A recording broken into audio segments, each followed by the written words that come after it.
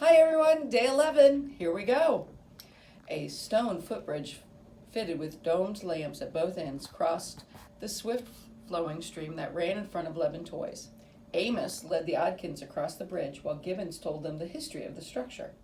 Erected in the summer of 1786, 1 year after the house was built, he said, the great Thomas Jefferson walked across this bridge on 2 different occasions. Years later, Abraham Lincoln came out to purchase a few toys for the children of some friends.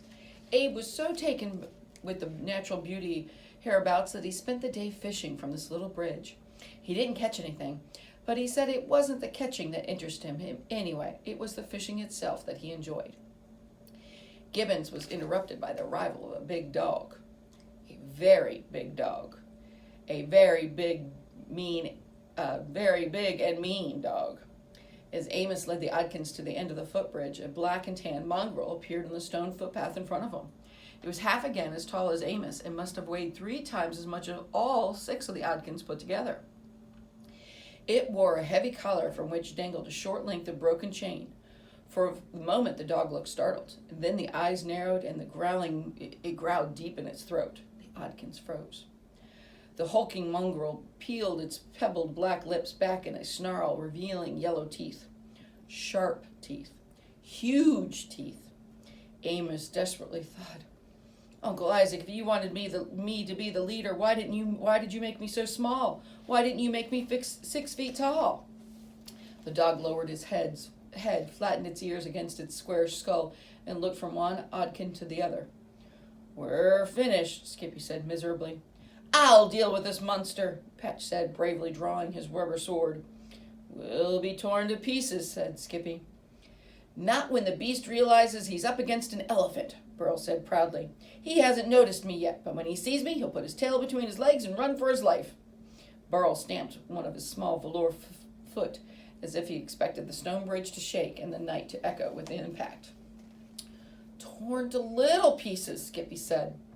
Lightning flashed and thunder exploded in the heavens, but the brute was not fazed by the oncoming storm. It advanced 1 step, then another, growling continuously. Saliva drooled from one corner of its mouth. Stay calm, Amos told his friends, while frantically searching his mind for a plan to defend them from the mongrel. Little tiny pieces, Skippy said. Are you afraid, Rabbit? Patch demanded. Me? Skippy said, offended. I've got a heritage of courage, you know. Was old Briar Rabbit ever afraid? Was Bugs Bunny ever afraid? To prove himself, Skippy stepped forward, straight towards the dog, almost into its long shadow. Hey, you ugly brute! The dog faced Skippy. Lightning flashed again, and for an instant the hound's eyes turned silver.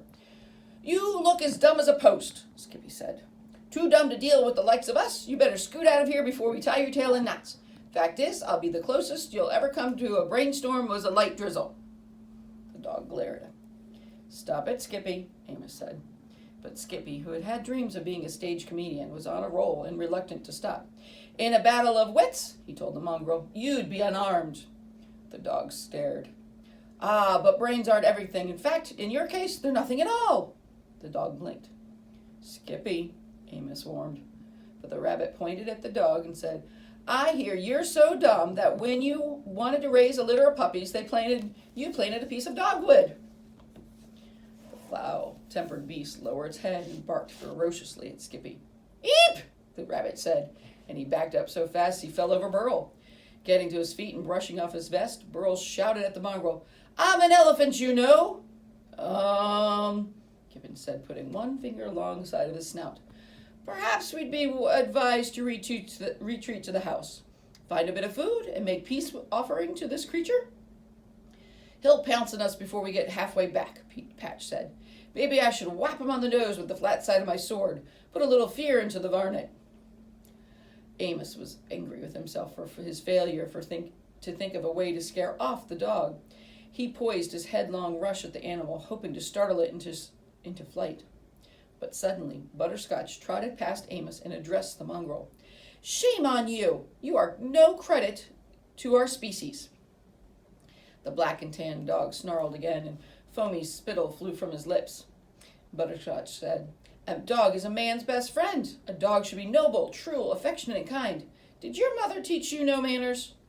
If you were a pup of mine, you would have learned a thing or two about polite behavior. Shame on you. Yes, oh my, shame on you. The beast stopped snarling and cocked his head and looked puzzled. Just imagine what your poor mother would think if she could see you now, Butterscotch said. She'd be embarrassed for you and ashamed for having failed to raise such a... let me try that again. She'd be embarrassed for you and ashamed for having failed to raise a good dog. At first, Amos could not understand what trick Butterscotch was up to, but after a while he realized that she was not up to a trick at all. She was being sincere. She was genuinely embarrassed that a dog should behave as he did. In her soft, gentle voice, she could hear sadness, dismay, and scolding note. A dog that is not a credit to his mother is a sad, wretched thing indeed. Your mother gave you life, after all. Mothers should be respected and cherished. Every act of your life should honor your mother instead of shaming her. Butterscotch deeply felt emotion and stern disapproval seemed to be getting through to the vicious mongrel. The big dog was no longer growling. He licked his lips and blinked and looked sheepish. Trotting off to the end of the bridge, onto the stone footpath, Butterscotch brazenly circled the beast, looking at him and up and down as if she were judge, and if this real dog was a low-life scoundrel about to be sentenced to prison. The mongrel turned in place, watching Butterscotch as she boldly circled him. Broke your chain, I see, said Butterscotch. Ran away from home. You haven't given a thought to the worry you're causing your master. Oh, no, not a thought for such things in the selfish head of a bad dog like you. Off on your own adventures, thinking only of yourself, eager to chase poor frightened cats and terrorize a few stuffed animals, not even half your size. Your poor mother. Oh, dear me, your poor mother. I feel so sorry for her. The mongrel made a curious whimpering sound. Amos and the other Oddkins watched Butterscotch with astonishment and awe. Completing a full circle of the beast, she said, Well, you might be able to tear us to shreds, but that doesn't make you a big shot. That just makes you a bully. A discredit to your mother and your litter, and a discredit to our entire noble race of dogs. The mongrel whined and hung his head. Ashamed? I think so. If you have any hope of redeeming yourself and one day bringing credit to your loving mother, I advise you to put your tail between your legs right now, slink home, lick the hand of your master, and do what you're told from now on. In time, there might even be a place for you in the pastures of heaven for you. Though right now, I think you're destined to spend eternity running through a much hotter place than heaven. The mongrel turned from them. With his belly nearly dragging the ground, he crept away. Twice he looked back, and twice Butterscotch gently but scornfully told him to get along. In 20 steps he disappeared into the darkness under the leafless, wind-rattled trees. Butterscotch returned to her friends and said, Please forgive him for his uncouth behavior. Perhaps he was mistreated by a mean master or tormented by ill-mannered children. Of course, no matter what he might have endured, there's absolutely no excuse for his rudeness. You're amazing, Amos told her. I take off my hat to you, brave lady, Patch said gallantly. But of course his hat was sewn to his head, so he nearly pulled himself off his feet and nearly threw himself to the ground when he attempted that chivalrous gesture. Whatever are you talking about? Butterscotch blinked. Burl stepped forward, put his stumpy hands on his broad hips. I can tell you right now that I'd be very proud if you had been my mother. If she'd been your mother, Skippy said, you'd be a dog instead of an elephant. To be her pup, Burl said. I suppose I could give up my trunk and my dreams of being in the jungle. Genetics is an interesting subject, Gibbons said, leaning both hands on his cane. If Butterscotch were Burl's mother, perhaps she'd not be an ordinary pup, but a dogophant or an elephant. We've got a mission, Amos reminded them, and we have no time to waste.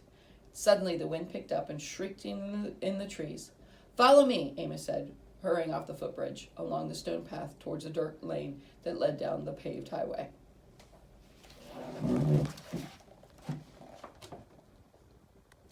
Have a great day. See you soon.